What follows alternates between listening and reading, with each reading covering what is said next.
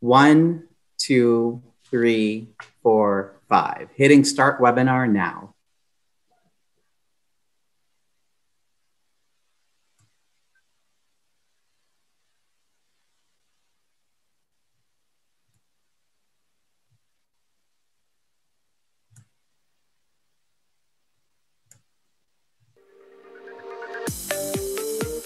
Welcome, everyone. Thank you so much for joining us.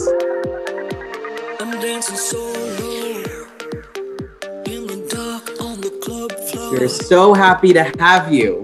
I need to let it go. Shake it off, stop thinking about you. I lose myself in the beat of the drum. Try to forget what you done. But honey, this is a battle that you haven't won. Torn up, busted, taken apart. I've been broken down, left with a broken heart. But I'm stronger, strong enough to rise above. This is a woman's world. This is a woman's world. Have a truth. This is a woman's world. Have a truth. This is a woman's world. Welcome, everyone. Feel free to dance a little bit. We're going to get started in just a few minutes. I just had a coffee. I am caffeinated and way too hyped for this event. Thank you for donating part of your weekend to here. We have an amazing lineup for you, starting with Representative Lee, who I will introduce in just a moment. Please feel free to introduce yourself in the chat box. Where are you from in the country? What are your pronouns? What is your name? I would love to know all these things. Thank you. Please bring the energy to this event. We're so glad to have you.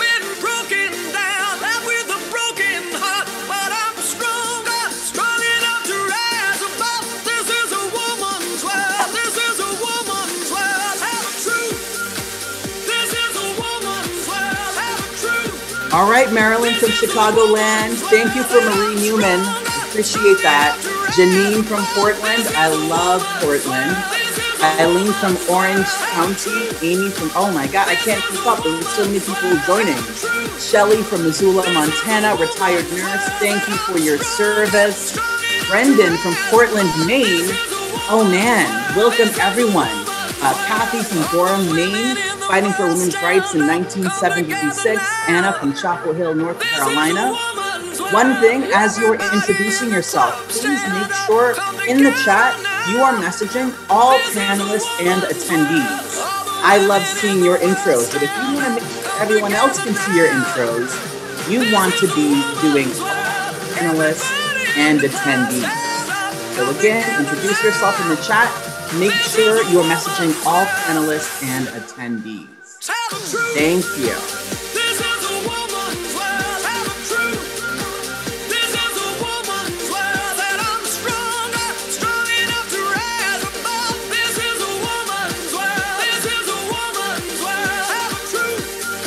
All right, Cher, I love you. I really do. But it's time to start the event, so I'll listen to you later.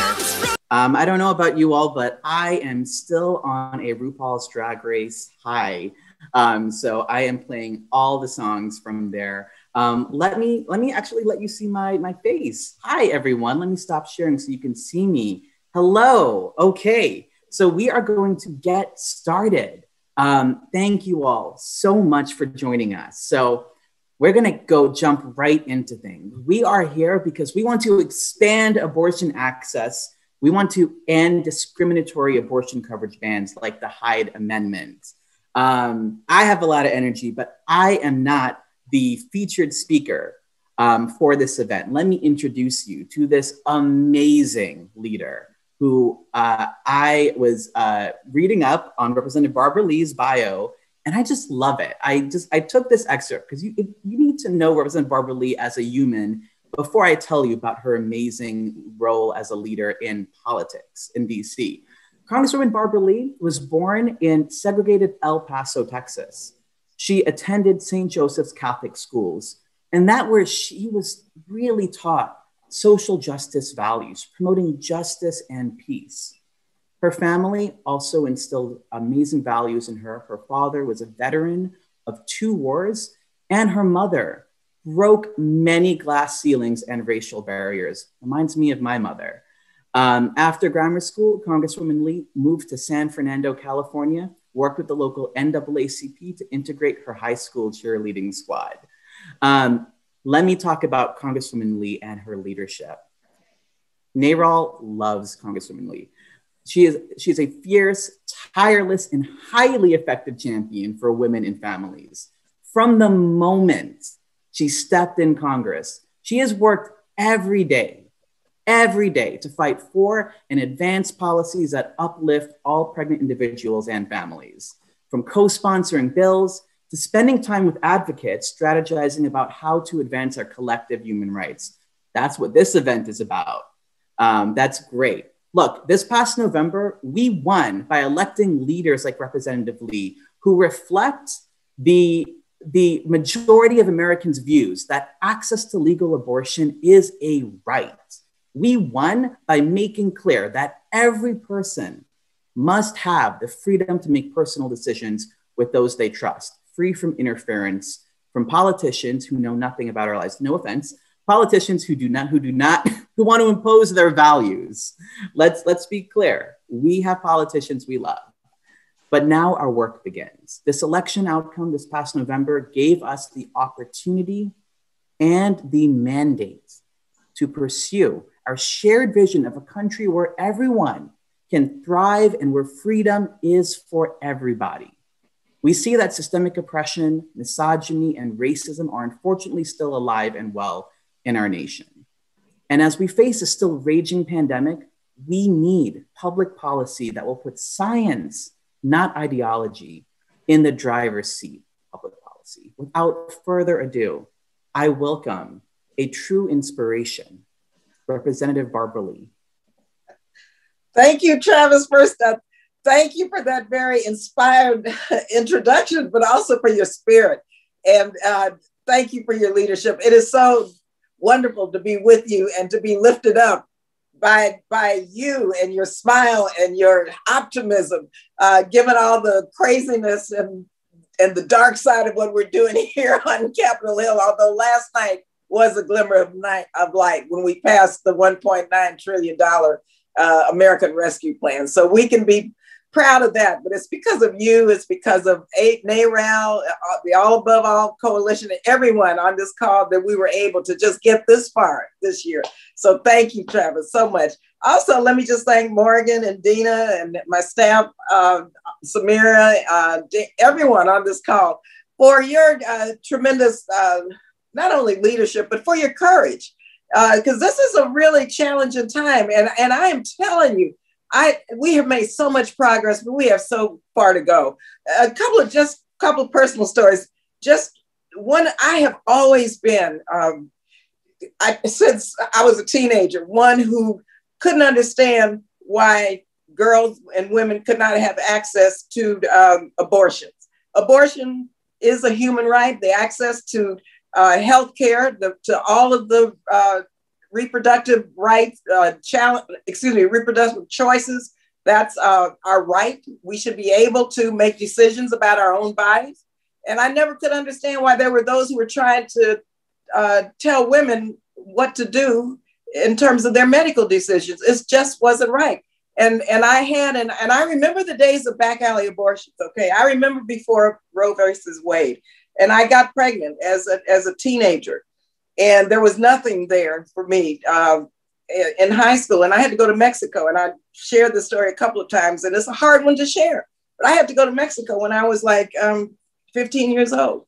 And from that day forward, I said, this is wrong. And then Roe versus Wade, of course. And then the Hyde Amendment, which continued to deny low-income women, women of color, access to what all women who have means or insurance have access to. So this is in my DNA. This is a struggle that I'm going to continue until justice is done, because this is a racial justice issue also. And I have to just mention, and I have to salute Congresswoman Shirley Chisholm, who was my mentor. She was the first African-American woman elected to Congress. She was the first Black person and African and woman to run for the presidency. But you know what? And Shirley Chisholm was a dear friend, and I said a mentor, but I just got to say, she was one of the first board members of NARAL.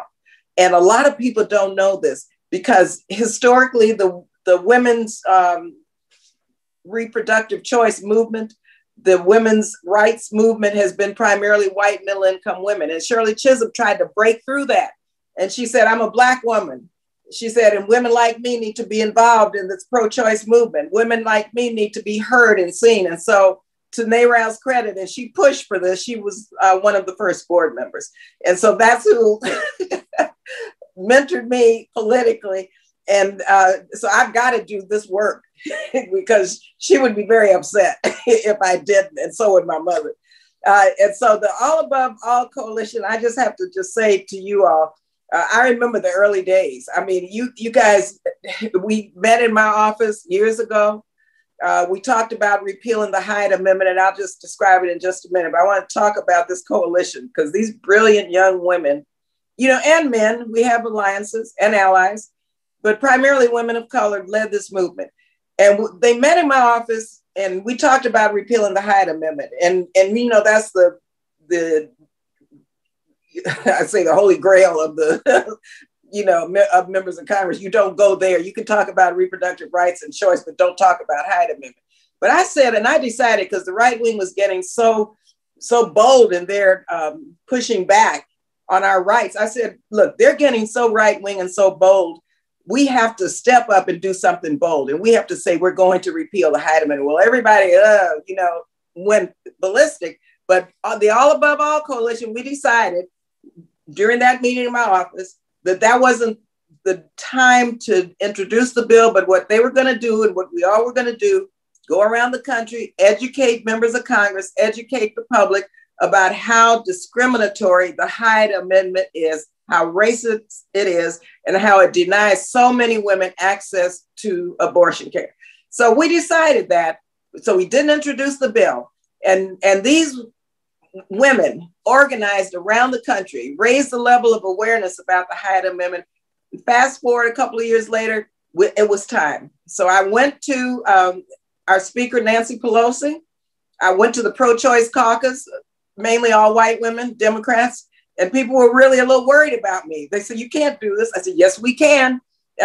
Finally, and it's because of NARAL. I went to NARAL, Planned Parenthood, because all of our pro-choice organizations were still not ready.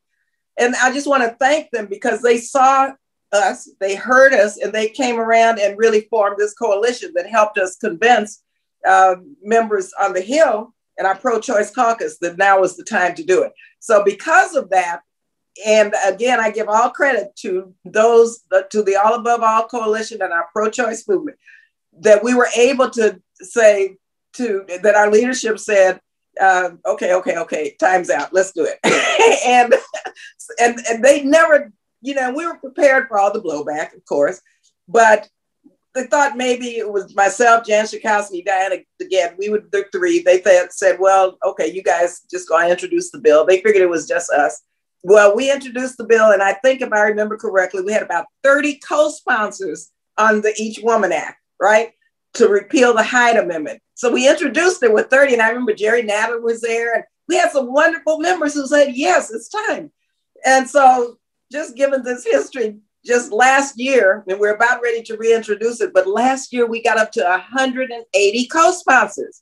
Okay, so it's taken a long time, but we got that far. But also just last year, and this was a struggle because, you know, I'm on the Appropriations Committee, and the Hyde Amendment is also an amendment in the subcommittee that I'm sitting on that I have to vote for, and that Congresswoman DeLauro chairs and she has to vote for, which has a rider of the Hyde Amendment. We said, no, enough is enough. We're going to get through last year, and then public commitments made by Speaker Pelosi, who was an unbelievably pro-choice Catholic woman who has had 5 kids and understands that women should have the access, low-income women, women of color, to the full range of reproductive health care. And so she was such a champion, and she finally said, yes, no more. It will not be in this appropriations bill anymore. And so we're going to have a bill this year without the Hyde Amendment. So, you know, we're going to have another fight on our hands. But I'm sharing this history with you because I want you all to feel inspired and lifted up because your work has been amazing. I couldn't do this. Diana DeGette couldn't do this. Our pro-choice caucus, Ayanna Pressley, who chairs our abortion task force, she couldn't do this if it weren't for you all. And so I have to salute you all and just say our work has just begun now again, all over again. But we're going to do this, and we have to have hope. We have to keep working. We have to keep organizing. And we sending a letter Monday saying to President Biden, we've got to have a budget, a clean budget, right? Without the harmful appropriations riders in that budget. We don't want to see the Helms Amendment nor the Hyde Amendment in President Biden's budget. And finally, I'll just close by saying I was on the drafting committee for the platform for the Democratic Party. Now, you know, nobody ever reads the platform, okay? But I helped negotiate it. So I hope you read it because we got into the Democratic Party platform, repeal of the Hyde Amendment and repeal of the Helms Amendment and some other great pro-choice women's health provisions. And so naturally, we're going to hold our president accountable. They committed to it. And we just have to make sure it happens. And that's the bottom line. So thank you all very much for inviting me to be with you. You inspire me to keep going because I've been in this fight a long time. I was a staffer to Ron Dellums in the 70s. Boy, our beloved Ron, who was a feminist Black male warrior in Congress, who I worked for and whose seat I hold. And Ron, in the mid 70s, pushed back on Henry Hyde when he put that Hyde Amendment in. I was a staffer. And from that day forward, I knew at some point, I didn't know when, where, how. I had no clue. But I remember my own personal experience. I remember the experiences of so many women who were in my position, who were Black and brown, who didn't have any money, didn't have access to an abortion. And I remembered that very clearly when Hyde did that. I said, for the life of me, we're going to get this out one of these days. I had no idea how. So now we have NARAL and All Above All Coalition helping me do what I said I had to do way back in the 70s. So thank you guys again very much. Representative Lee, I know you have so many events. I just want to say, everyone, Representative Lee is one of the greatest leaders that we have. I know we have people from every corner of the country here. Many of you know, and if not, we're telling you now, people of color, especially women of color in politics, need to work twice as hard for half the credit. You are in every part of the country. You need to tell your neighbors about Representative Lee's leadership. You need to commit to actions. We have a Mahalo from Hawaii. Hello, Ingrid. We need to, if Representative Lee has our back, we need to have hers. So Representative Lee, from the bottom of my heart, I don't usually sign up for work on the weekend if it's not an election, but for you, I was enthusiastic to be here.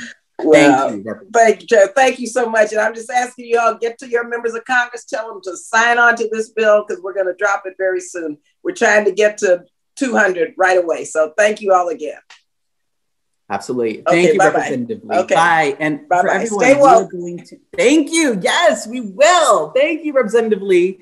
Everyone, we are going to share in the chat momentarily the link to the Capitol switchboard. So you know what Representative Lee just said right after this event, you need to call Congress. I guarantee you they're taking voicemail on a weekend. They're probably working with the stimulus. I don't know. So without further ado, we have a power lineup of amazing folks for you to hear from. So let me go to our next guest speaker.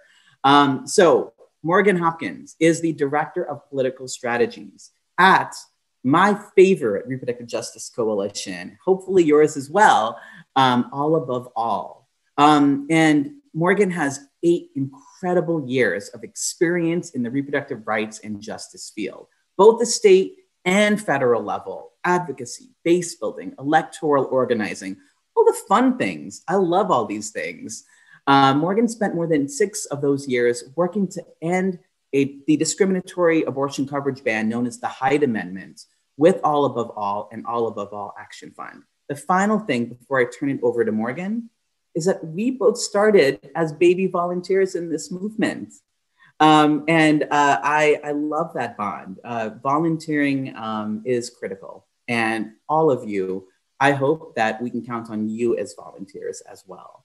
Also, for those of us, I know we have hundreds of folks with us on Zoom. We also have an amazing Facebook Live going on. Hello, Facebook Live folks. We want to make sure for those engaging with the Facebook Live, we have an amazing Facebook comments. Engage in the comments, introduce yourself, share where you are from, share the Facebook Live. You know you have friends who are just waking up and they're scrolling through their Facebook feed. Give them an opportunity to educate themselves. Share this Facebook Live. All right, without further ado, Morgan is going to give us education, the Hyde Amendment, where it is from, and what we can do now. Morgan, take it away. Thanks. Hi, everybody. Thanks, Travis. And wow, I mean, every time I hear Congresswoman Barbara Lee talk about anything, but especially about Hyde, it blows me away. The bravery and vulnerability of sharing her own story and the connection that she has being a staffer when Henry Hyde first introduced the amendment. It is just unbelievable to have that sort of leadership in Congress. And we're so grateful for her leadership on this issue. So like Travis said, my name is Morgan. I'm the Director of Political Strategies for the All Above All campaign. We are the national campaign that's been working now for almost a decade to end the Hyde Amendment. And very recently, we actually expanded our scope and our mission to be abortion access centered at the intersections of racial, economic, and immigrant justice, because we understand that ending the Hyde Amendment is one very important piece of a bigger puzzle of what people need when they're accessing abortion care. And then also to just live with dignity and economic security, right? So you may need an abortion at one point, and then you also need to make a living wage at the same time.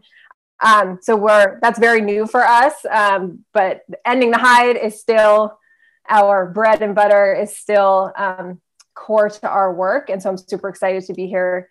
This is a ripe moment. I'm not sure that we have had, honestly, more of an opportunity than we have right now to really make huge progress.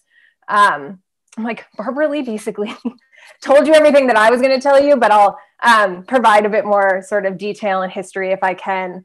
I saw in the chat someone asked when the bill was first introduced. So the bill that would end the Hyde Amendment in Congress was first introduced in 2015. It was introduced by Representative Lee. It actually had 75 original co-sponsors by the time we introduced, which blew everyone's expectations out of the water. But when you think about the history of the Hyde Amendment was, I'm sure people know this in the chat, was first introduced in Congress in 1976. So now I can't even do that math, 48, almost 46 years ago, 45 years ago. So there have been decades of this harmful policy, and that timing is not a coincidence and is not an accident. So abortion was legalized in the United States in 1973 with the Roe versus Wade Supreme Court decision, of course. And 3 years later, an anti-abortion politician in Congress decided the best way to try to restrict abortion access was to say that Medicaid couldn't cover abortion care. And there's a sort of well-known quote from Henry Hyde, the congressman from Illinois, who the amendment is named after, where he says, the best way, we can't outlaw it anymore, so the best way to do it is through the Medicaid bill. So the intent there was pretty clear that it was going to target low-income folks who are enrolled in Medicaid, who, because of systemic racism, Medicaid enrollees are disproportionately folks of color. So the intent has always been clear, and the impact has been exactly that. And so we're going to show a very short video of my dear colleague, Amanda Williams, who's the executive director of the Lilith Fund in Texas, which is where I volunteered and got my start in this work. Love them. But she recently testified to Congress about the impact of the Hyde Amendment, told her own abortion story, but then also talked about the first known victim of the Hyde Amendment, a young Latina woman in Texas. So I'm going to let Amanda tell that story. They're actually moving a bill in Texas right now called Rosie's Law, named after Rosie, whose story you're going to hear, but we wanted you to hear it from Amanda, who's really leading that work in Texas with some other amazing folks, and let her tell it in the amazing way that she did to Congress a couple weeks ago or a month ago. Yes, definitely. I have this video clip pulled up right now. So I'm sharing my screen. I am expanding this YouTube video, and we are going to hear right now from this amazing person. I want to leave you with the story of another Texan, Rosie Jimenez, whose legacy we continue to honor in our work every single day. Rosie was a beloved mother and young child. Rosie was a beloved mother of a young child, a student, and a young Chicana living in McAllen, Texas in the late 1970s. Rosie was enrolled in Medicaid, but Medicaid did not cover an abortion at a clinic in her hometown due to the recently passed Hyde Amendment. Instead, she sought a cheaper, unsafe procedure and ultimately died due to complications. Rosie became the first known person to die as a result of the Hyde Amendment. And to be clear, Rosie died because of Hyde. When each of us can make our own decisions about our reproductive health care, when we can forge families we love on our own terms, we have more control over our lives and our economic security. It's long past time to strip the Hyde Amendment from federal appropriations legislation and help ensure that everyone, whoever they are, wherever they live, and however they get their insurance, can get the abortion care they need safely and without political interference. Thank you so much. Thank you so much. That was great. Morgan, I'm gonna turn it back to you.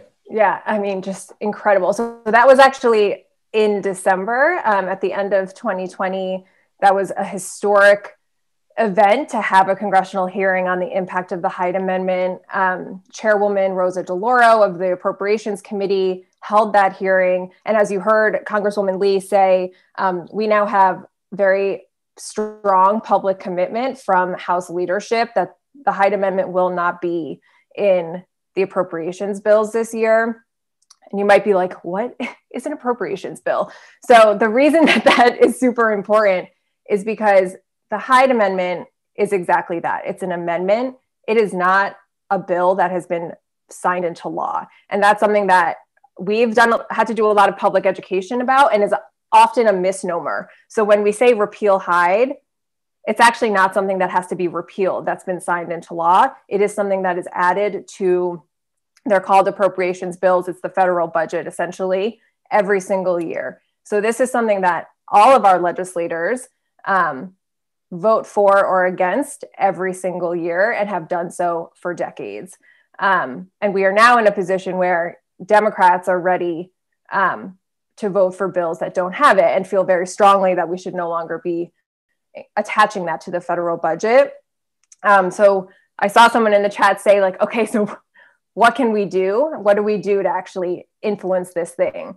And there's a lot that you can do. So as the Congresswoman said, it's important that all your members of Congress in the House and in the Senate hear from all of us about this issue and hear how important it is that we end the Hyde Amendment.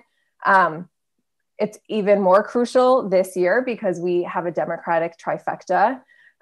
So, Democrats control the House, the Senate, and the White House. We have public commitments from President Biden as well as Vice President Kamala Harris that they support ending the Hyde Amendment. Folks might remember a pretty big moment when President, at the time, candidate Biden changed his long-held position on Hyde, and that really shows the power of our movement altogether and the advocacy around this and voters being bold and loud about that. And also just a shift, I think, in the understanding of the issue that you can't support healthcare for all people and then say low-income people don't get access to certain types of healthcare, right? And so this is, the next couple of weeks is incredibly important because the president is writing his budget, which is essentially the framework for Congress when they make the budget themselves. So we have a postcard action right now where you can send a digital postcard to the White House asking President Biden to not include the Hyde Amendment in the president's budget. That has been up. Yep, there it is. That's been up for a week or so. We're going to keep it up for a couple more weeks and might even keep it going through the spring. You'll also see on there's another ask that we have of the White House. So we're still in a pandemic and people still need abortions. And that's something I think we've all who do this every day have thought about. When the world feels like it's crumbling, what role do we have to play in that? And it was actually the Lilith Fund, again in Texas, given their sort of crisis over the past couple of weeks, who very publicly said people still need abortions, even when there's a climate crisis, even when there's a pandemic. That is still the reality for folks. And so people should be able to access that care without having to risk their safety during a pandemic by having to go to a clinic or travel hundreds of miles to get an abortion. So the president has the ability to essentially make it so that people can use telemedicine and can get medication abortion pills without having to drive to a clinic to get them. That is something that is urgent and time sensitive for people who are getting abortions during the pandemic. And so you'll see that that is also on the postcard, because we can end Hyde, but if people can't get to a clinic or have to risk getting COVID to get an abortion, you know, it's not enough. So we're asking the White House to do both with all of our partners. So we have 130 organizational partners that we work with. So we have the full force of our movement, and we need all of you who are advocates to really be as loud as possible about that. In the next couple of weeks especially are very important, but always, of course. So I'll stop there for now. I know we're going to do lots of Q&A, so I'll leave it for some questions at the end, but happy to answer questions once we get to the Q&A section. Morgan, thank you so much. And I want to be very clear with everyone. A lot of you are here because you know NARAL, but I want to be very clear. NARAL is following the leadership of the visionary leaders at All Above All and All Above All Action. And that's why, oh good, Anna, you just sent your postcard. That postcard action that we are posting now for folks, or if you are seeing this in some other way, we will make sure to get to you in a follow-up way. That is so critical, because we love you at NARAL, but we also want to make sure you are showing up for leaders that we are also showing up for. So take that postcard action right now. Morgan, just real quick, a quick clarifying question. It came up in, I think, one of our Facebook Live viewers. Correct me if I'm wrong, but the Each Woman Act is not yet reintroduced in the current Congress. Is that correct? Yes, that's correct. You actually heard the Congresswoman just say that it'll be reintroduced very soon, which is exciting, and that we're hoping to get to 200 co-sponsors in the House. We were at 186 in the last Congress. And in 2019, we had a historic bicameral introduction, which means it was introduced in the House and the Senate for the first time. Our now Vice President, then Senator Harris, was actually one of our lead sponsors in the Senate. So she is an incredible champion on this issue. And we are thrilled that she is now the Vice President. But yeah, so we are looking forward to reintroducing it with Congresswoman Lee in the House and hopefully in the Senate as well. I did see a question about the difference between the bill and not putting it in appropriations bills. So part of the reason why we have what we call a proactive bill is to hopefully get us out of this sort of pendulum swing that every single year we're going to have to go through this with appropriations bills. So the bill would essentially end the Hyde Amendment forever, but there's also a very important piece in there about the private insurance marketplace. So it would make it, it says that politicians cannot interfere in the private marketplace, like something like the Affordable Care Act. You cannot restrict abortion coverage in that.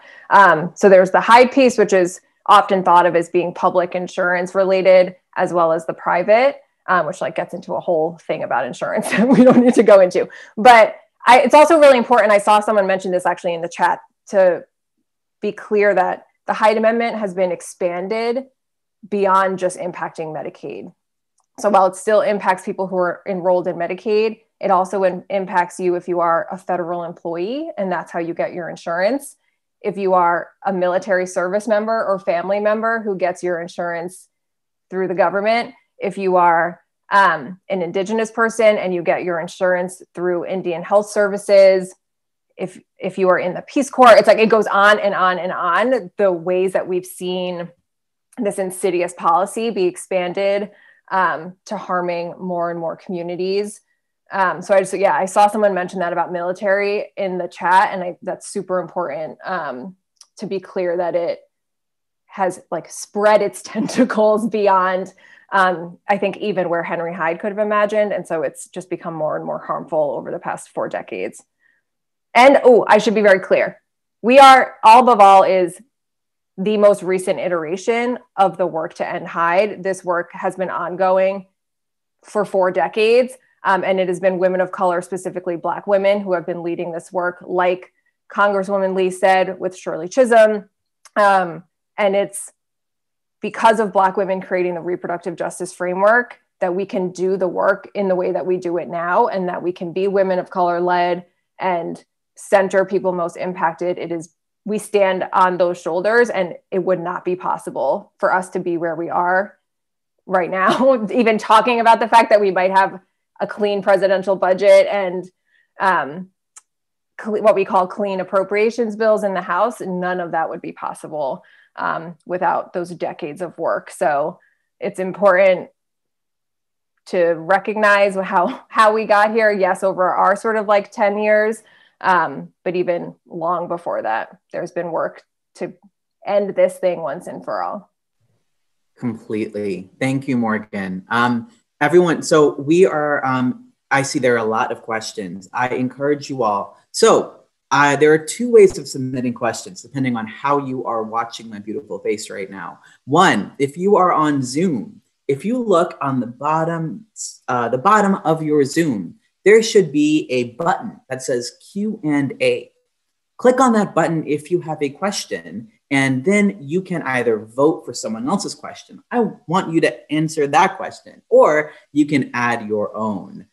Secondly, before we move on to our 3rd amazing speaker, someone asked, what was Rosie's name? Last name, to be precise. That is Rosie Jimenez, who many consider to be the first person after the Hyde Amendment was passed to, I don't like using the word victim, so that's why I'm tripping up with words, but actually I think it applies here, who lost their life because of racist, discriminatory abortion coverage ban. So rest in power, Rosie. Okay, for those of you who are on, and also, sorry, 1 second. For those who are watching us on Facebook Live, I got some amazing colleagues who are engaging with you in the Facebook comments. If you have questions, post them in the Facebook comments. They will get it to me through the internet. And, if you're lucky, I will ask your question. Before we move on, for those of you who are on Zoom, who are attending via Zoom, I am launching a poll right now. So many of you in the chat are asking, what do I do? Sign me up, coach. Well, this poll is, how can we count on you to mobilize against abortion coverage bans like the Hyde Amendment? I forget, this may be a choose one. I should have made it multiple. That's all good. Choose the one you're most excited about taking. This is a campaign that we are going to continue year round, showing up for All Above All. So we need to know, what is your plan? What is your plan to show up for reproductive freedom and reproductive justice? Mary is asking, how do I get in on texting? Good question. You will select, if you're in the Zoom, select make calls or text to other NARAL members. We have millions of NARAL members, just us, just our little family of NARAL members alone, to activate, to end the discriminatory abortion coverage ban known as the Hyde Amendment and other discriminatory Hyde Amendment sisters that are in the law. We'll get into that later. Okay, as folks are taking the poll, please continue. If you were viewing this via Zoom, please continue taking the poll. I'll leave it open for a bit longer while I introduce our next amazing guest. First of all, some background. We've been grounding ourselves in history. Let me ground you in some more history.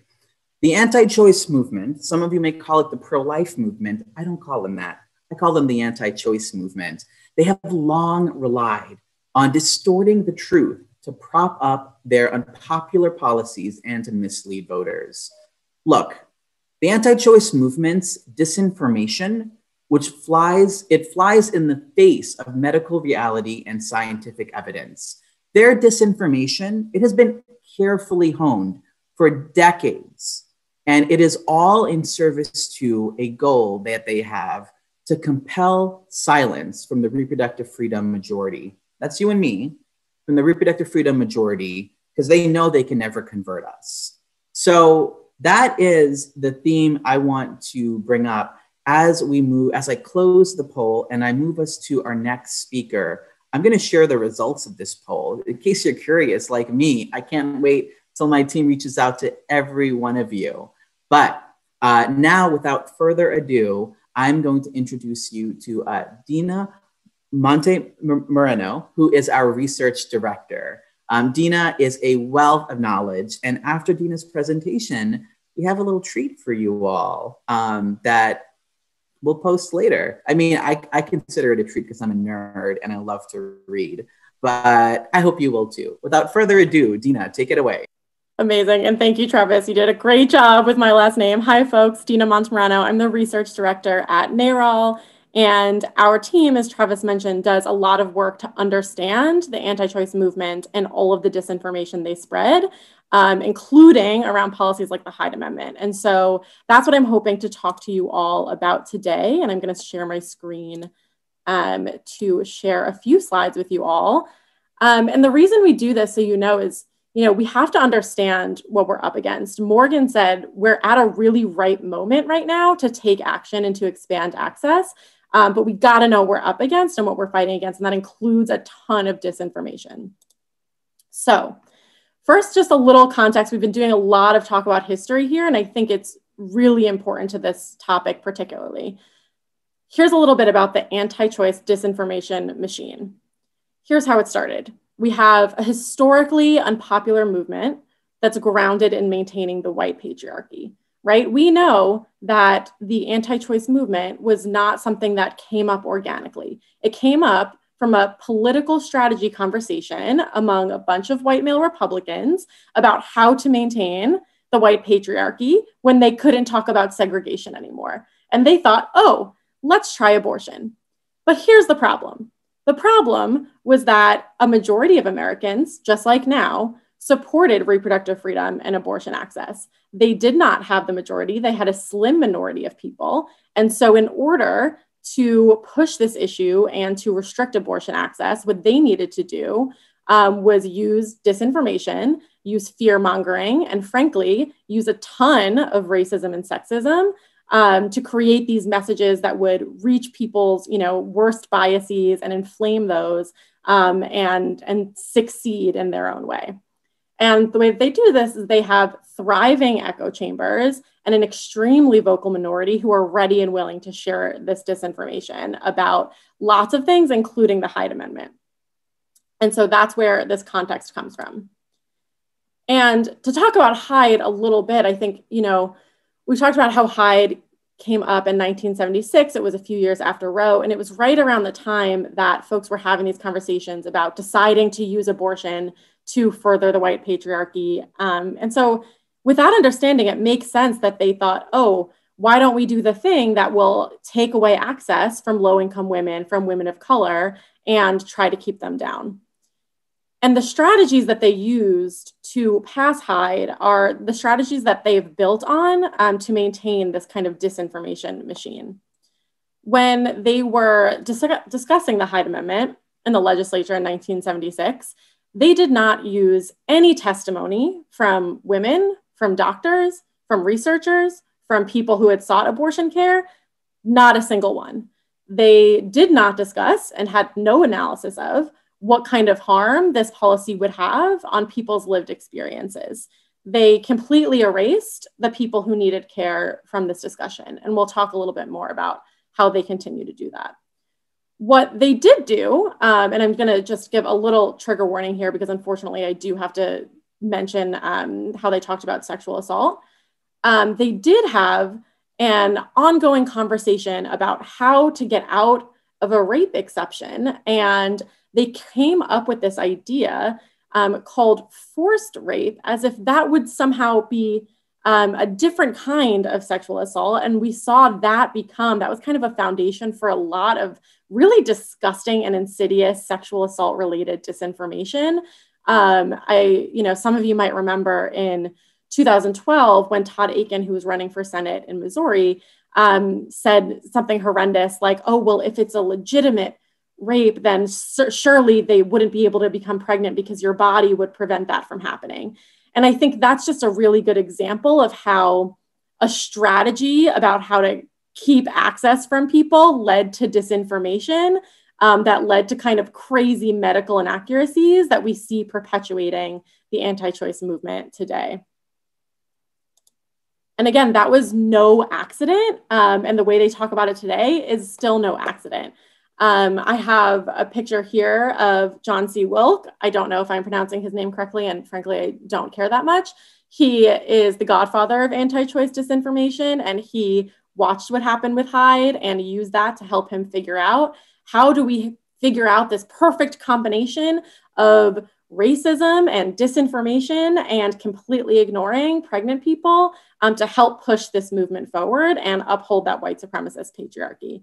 And again, this playbook included three things. The first, and I would argue one of the most important, is the complete erasure of pregnant people, people who need care, what the impact of these policies have on their lived experiences. The second is the weaponization of deep racist and sexist biases and tropes. I will not repeat any of them here, but I am sure that you all have seen and heard some of them. And the third thing is using fake experts to share and spread demonstrably false information. Again, I'm not going to write them here, and I'll quickly give some examples, but we never, ever, ever repeat disinformation. But things like abortion causes cancer or causes mental illness. The anti-choice movement has kind of propped up people as quote unquote experts using literally no science whatsoever to spread this kind of disinformation. And this combination of things is really what we're up against. And I want to speak a little bit about the tactics they use, because this could help you kind of zone in. And when you see this in your Facebook groups or when you see this in your WhatsApp chats or your daily life, and you can kind of point out like, oh, I see what they're doing here. The first thing that they do often is what we call flood the zone. And that's burying the truth in essentially a mountain of lies and misleading claims and disinformation.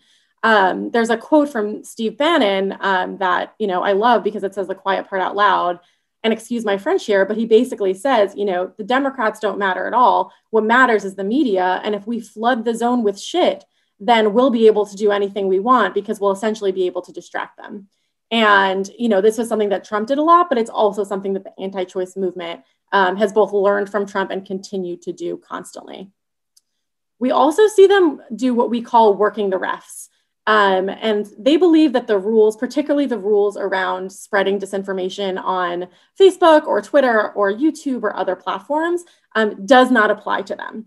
And so they will, essentially throw an enormous fit if something that is completely inaccurate is taken down by one of these platforms, to the point where the platforms will then put the disinformation back up. And they will claim censorship anytime they even start to get a little sliver of accountability. And we need to make sure we don't fall for that. We need to hold them accountable.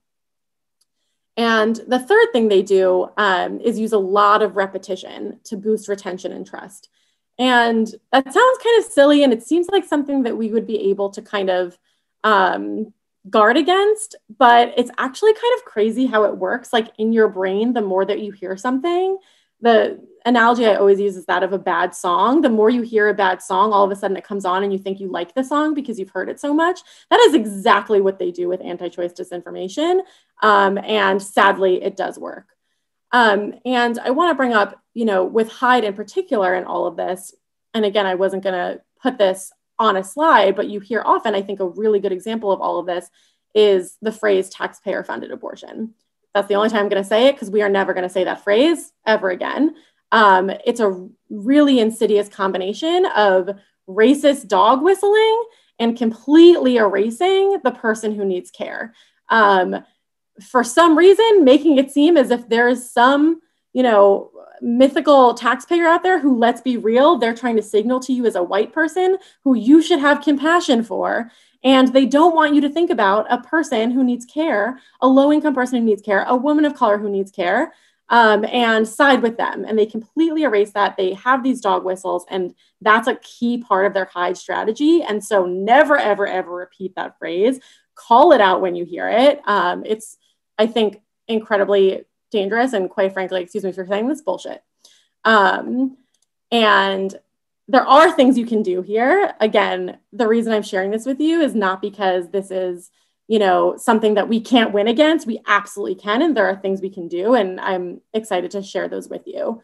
And, you know, a big part of this is not repeating the disinformation, not repeating those racist dog whistles, not repeating their messaging. Even if I know sometimes they say things and you're like, man, I have such a good dunk on Twitter. I'm going to retweet that and I'm going to make them look so bad. And trust me, I want to do it all the time too. I do. But the algorithm does not know that you're saying that that's bad and we shouldn't listen. The algorithm hears, this is good, we should keep sharing this. And so it keeps perpetuating that. And so we don't want to repeat that disinformation.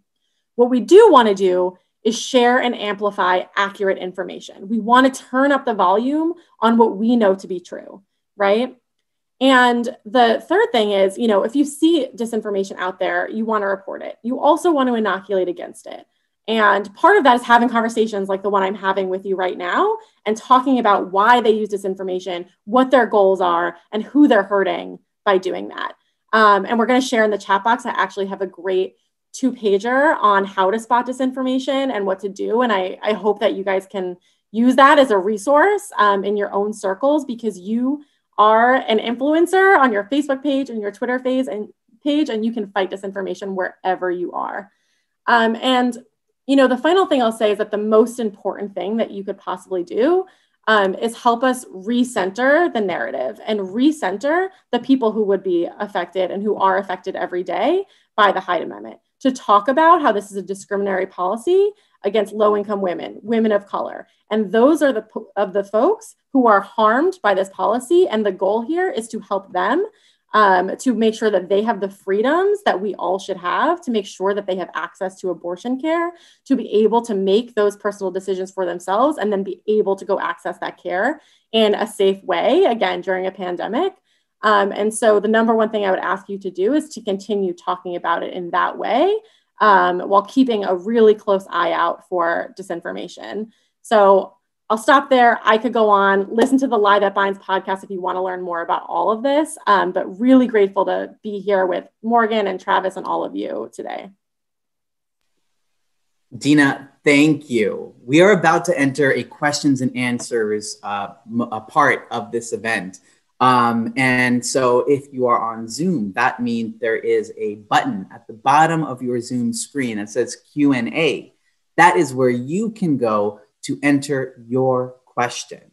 If you are on Facebook Live, please share it in the comments and my colleagues will get me your questions.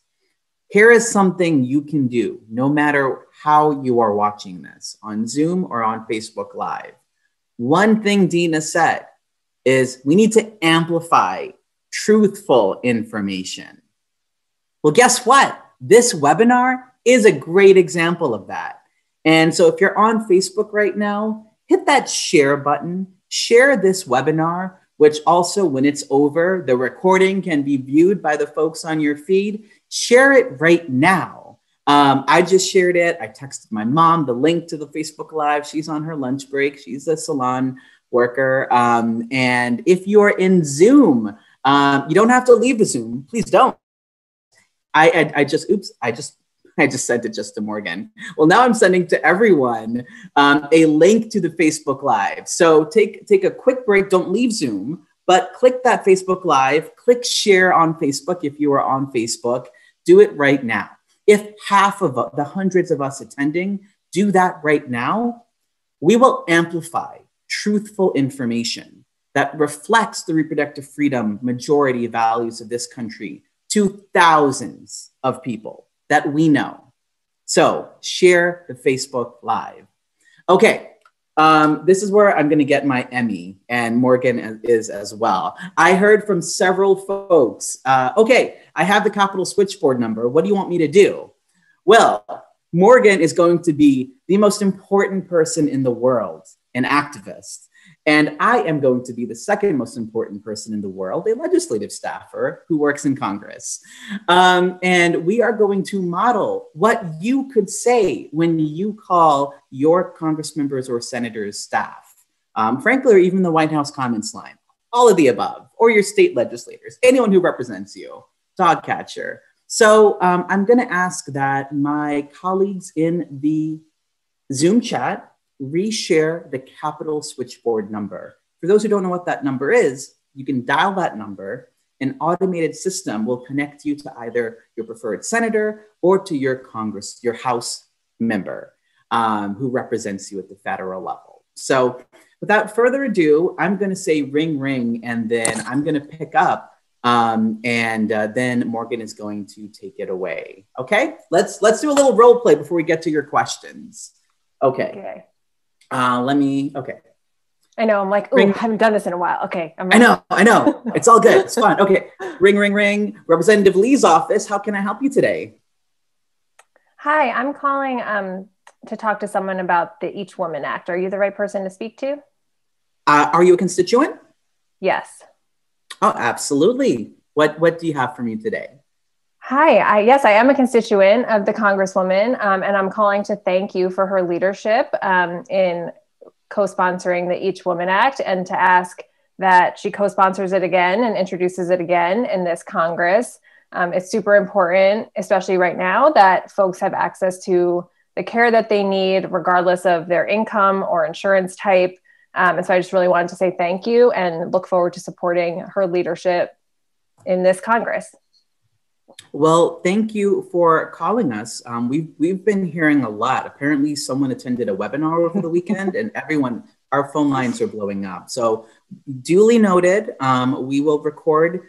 As you know, we keep record of whoever calls our office and what they're calling about. And every day we report to our Congress members. So thank you for sharing your voice and for participating in the democratic process. Hope you have a great day. Thank you so much. Bye. Beep. All right, so in my next job as a legislative staffer, you all call me. But Morgan, thank you. Morgan, I'm going to turn it over to you. Morgan has been looking at all of the questions coming in via Zoom, and then I'll be sharing with Morgan some questions that came over via Facebook Live. But Morgan, why don't you take it away? I know there were some questions you really wanted to tackle that folks have been asking. I'm going to cede the floor to you. Cool. Thanks. I could do this forever. There's so many good questions. So I wanted to make sure that we answer as many as we can. And for that role play, of course, that was an easy one because you're saying thank you to someone that you know is on the bill. The only thing to tweak in that scenario, if they're not on the bill, is just say, it's really important to me as your constituent that you co-sponsor this bill. So there was like the slight tweak there. Just wanted to be clear about that. So I've seen some questions, which I think Dina actually kind of addressed, why we don't reiterate the anti-choice movement's arguments against all of this. And I think, especially for me personally, but also all above all, it's our vision for the world that we want. And that is the guiding everything, right? And if we think about this so much during the pandemic, you hear like return to normal. The normal has not been working. And the pandemic is disproportionately impacting the same people who are impacted by police violence and barriers to abortion access and sub-minimum wages, right? It's like the compounding impact of all of that has not been working for people already. And we can't go back to that. And so we're going to talk about what our communities need and our values and why we believe that people should be able to live with dignity. And I'm not going to get, as hard as it is, Dina, I'm not going to get sucked in on Twitter into, this sort of inaccurate debate about it, because that is like the guiding values. That's what the reproductive justice framework has taught me. And that's what's going to guide me.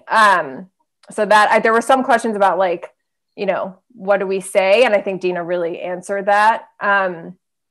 There's also, I do want to plug, because there are some questions about folks being impacted by Hyde. There is an incredible organization called We Testify, which is essentially the leading abortion storyteller organization in the country. And those folks share their stories in incredible ways. There is also right now a Oscar shortlisted short documentary about an abortion fund here in Philly. And it's explicitly about the impact of the Hyde Amendment. It's 13 minutes long. I really recommend watching it so that you can see what it's like to volunteer on an abortion fund hotline if you haven't, but to really hear how Hyde and all of the other barriers to abortion access impact people's ability to get the abortions that they want and need. I can actually share in the chat the YouTube link for that. It's super short and so powerful. And then someone asked a question about how does Hyde impact stuff internationally, which is a great question. I think the Congresswoman talked about the Helms Amendment. So I usually jokingly refer to it as like Hyde's cousin. Like Hyde and Helms are the evil siblings, essentially, of restricting abortion coverage. So Helms is basically the international version of Hyde. And so both of those have no business being in the president's budget or in appropriations bills anymore. So that's a great question about the sort of domestic versus international implications. There were, I think, lots of the questions about the podcast, which we answered in the chat, the name of it. One thing that I did want to lift up is what suggestions do you have if you live in a district that has a representative hostile to abortion rights and access? That is a great question. And of course, the policy that we're talking about here is federal, lives in Congress and in DC. There are so many other sort of battles to be fought when it comes to abortion access. So one of my suggestion would be call them anyway, right? Like it's still important that they know that they have pro-abortion access, pro-choice, however it is that you identify that sort of, you know, your beliefs around that their constituents actually do support this. That can be the sort of the shift for a legislator if they're hearing from their constituents. And you might be like, that's not true. They don't actually care, but it really does matter. Even for some of the more moderate Democrats, it can really, really make a difference that they're hearing from legislators. And then also there's such incredible local and state organizing and advocacy happening across the country. We do local and state work as well. You can get involved with your abortion fund, always. Abortion funds forever, right? Hopefully we will live in a world where we don't need abortion funds anymore because people can access the care without all of the barriers. But that's a great way to get involved locally or in your state. And then also contacting your state legislators. They might be hostile as well, but even in places like Texas that, you know, has a pretty hostile, one of the most hostile state legislatures in the country to abortion access, organizations there are moving an incredible, bold, proactive abortion coverage bill named after Rosie Jimenez, something that, like, you know, people would never think was possible, but is because of the organizing and just incredible work there of the organizations in Texas. So it's possible even in states where it seems like it's just constant fighting back against, like so much of that is necessary, but let's also like try to build the world that we want and still move that at the same time.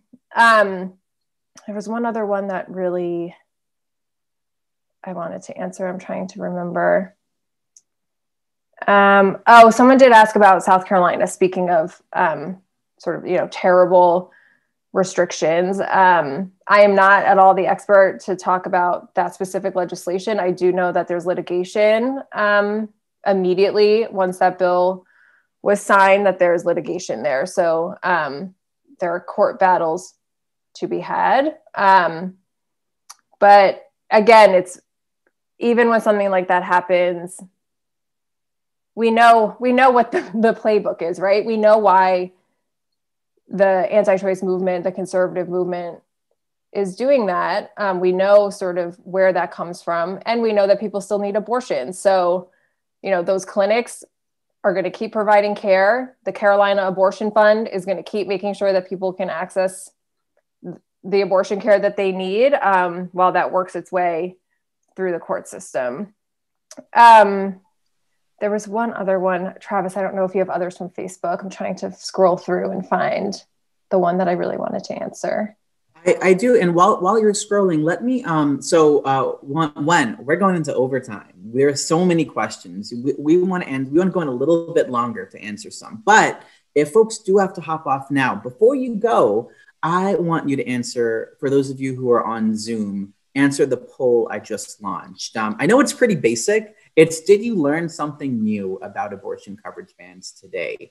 It's pretty basic, but that's where we start. We need to start in grounding ourselves in where we've been if we're going to really be intentional about where we go. And that was really a big intention for the planning for this event. So that is something, please do answer that now. I am, Morgan, actually, before I turn it back to you, Morgan, let me bring Dina into the conversation real quick. Dina, so all of us here, we may be under varying levels of quarantine, but, hope, fingers crossed, we will all be around the dinner table this Thanksgiving with family from all across the country safely. And abortion may come up. And, sometimes, not me, but some folks do feel hesitant to bring up, to participate publicly in conversations about reproductive freedom. And I'm just wondering if you just had some tips, particularly as it relates to the Hyde Amendment and racist abortion coverage bans. What are ways to help us all be more out loud and proud about the majority reproductive freedom values that this country holds? Oh my gosh, so many thoughts. And I see too, there are a few questions in here about faith specifically, and I can tie that in. And I also just want to point to what Morgan was just talking about, which is being really clear about what we stand for and what kind of world that we're looking to build. I feel like, the anti-choice movement has, quite frankly, with fewer people, done a really good job of making it seem like, they have this aspirational vision for the world, and it's not true, and we can't let them act like it is. And I think one of the things, Travis, that I think about a lot is that we are a vast majority, 77% of people support legal access to abortion care, support reproductive freedom. And so I think a lot of people are afraid to talk about these things because they worry about backlash or people getting upset at them. And we've actually found in our research that people assume that the folks near them are far more anti-choice than they actually are. Like, we're all here. We just need to be louder so that we all know that we're here together.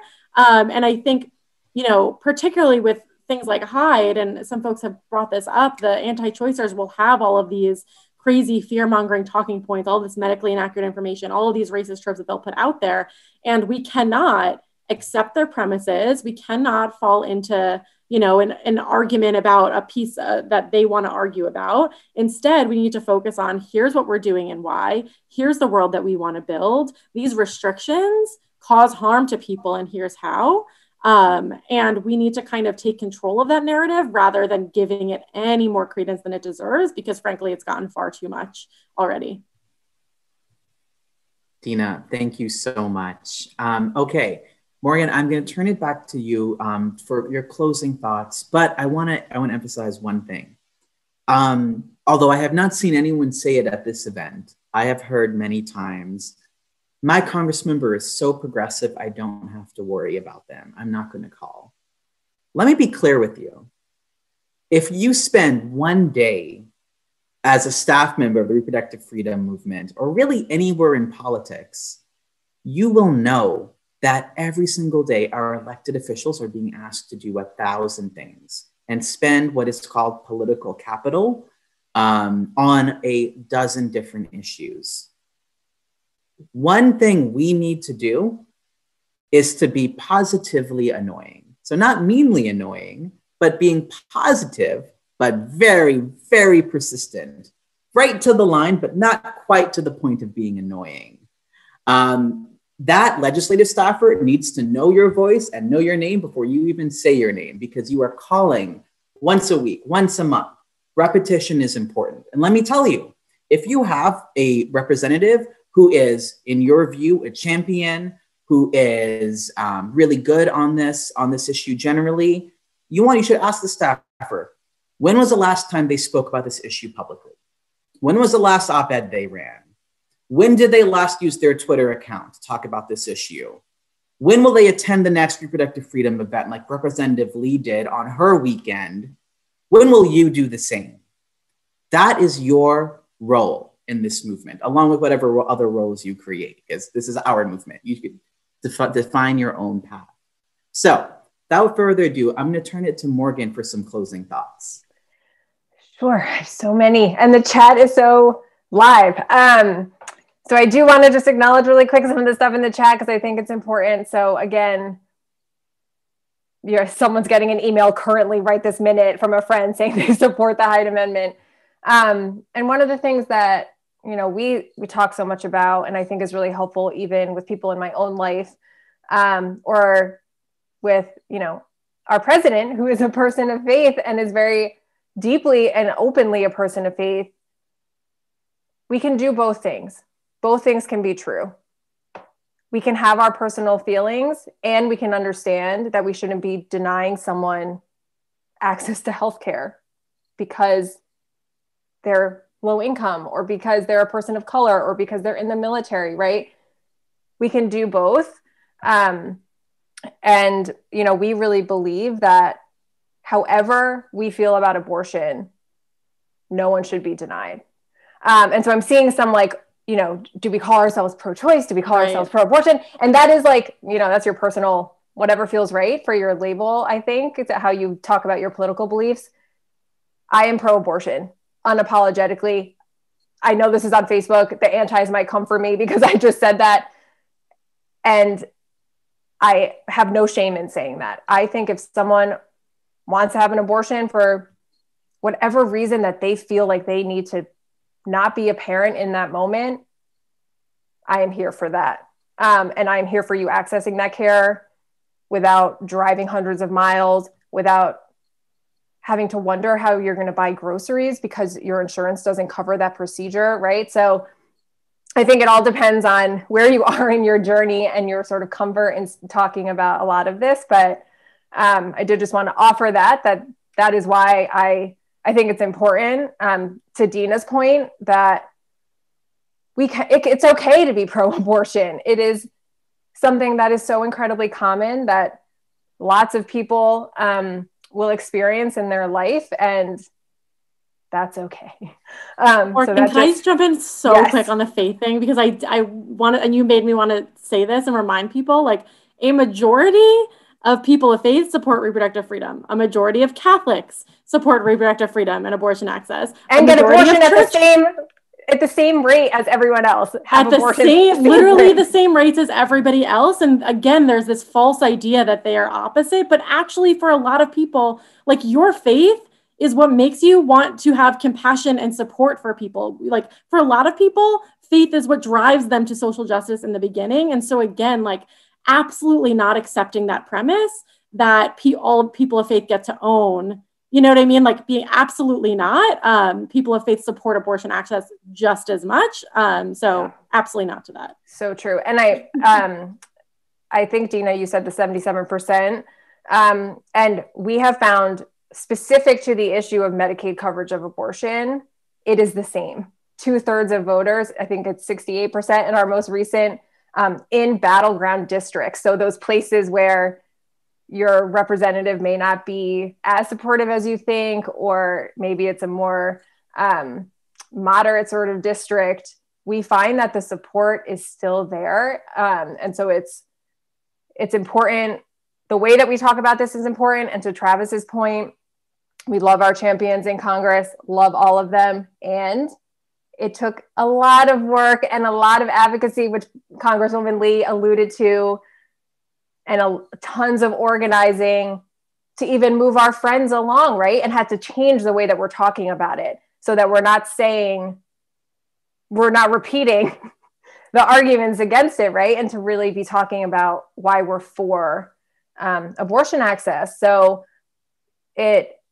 anything you can do is important, even if it's talking to your friend who you've never talked to about anything like this. If you've never talked about abortion access with someone in your life, be like, oh, I was just on this webinar and here's what we talked about. Even if you have feelings that you need to tease out about it, like that's cool. We will get there together.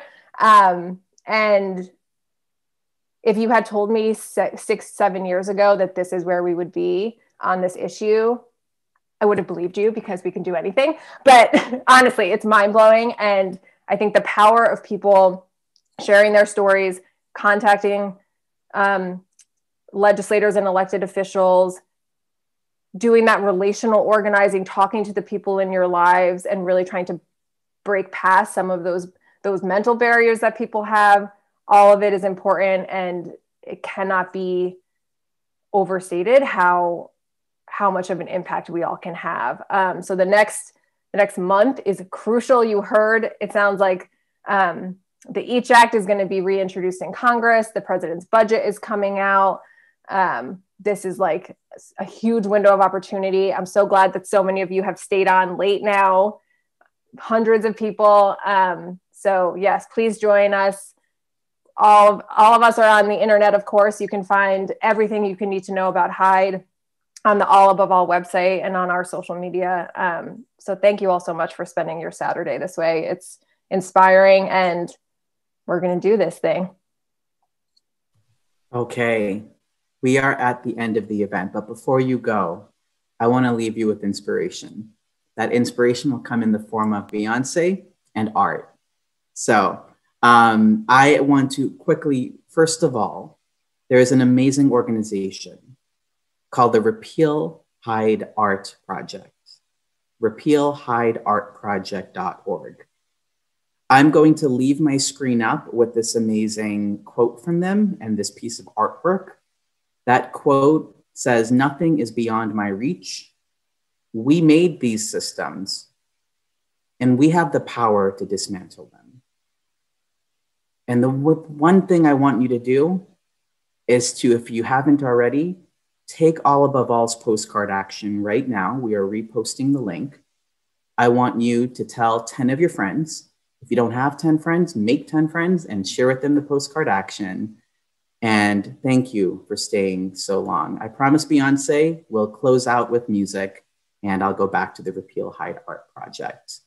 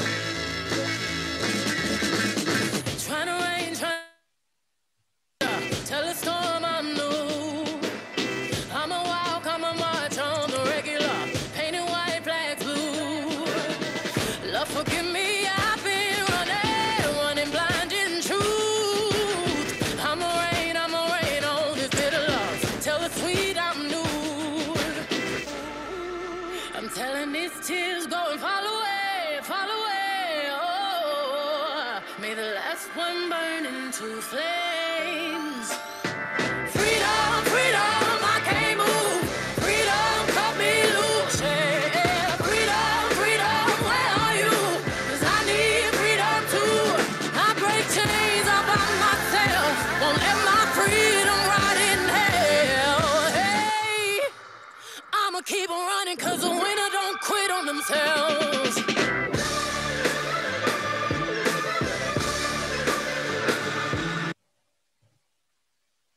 You all are amazing. Go enjoy your weekend. Rest, Yay. rejuvenate, and let's all continue taking action. make your activism a lifestyle, and together we have some incredible progress that we will celebrate. Have a great day. Bye, everyone. Bye, everyone. Thank you. Thank you so much.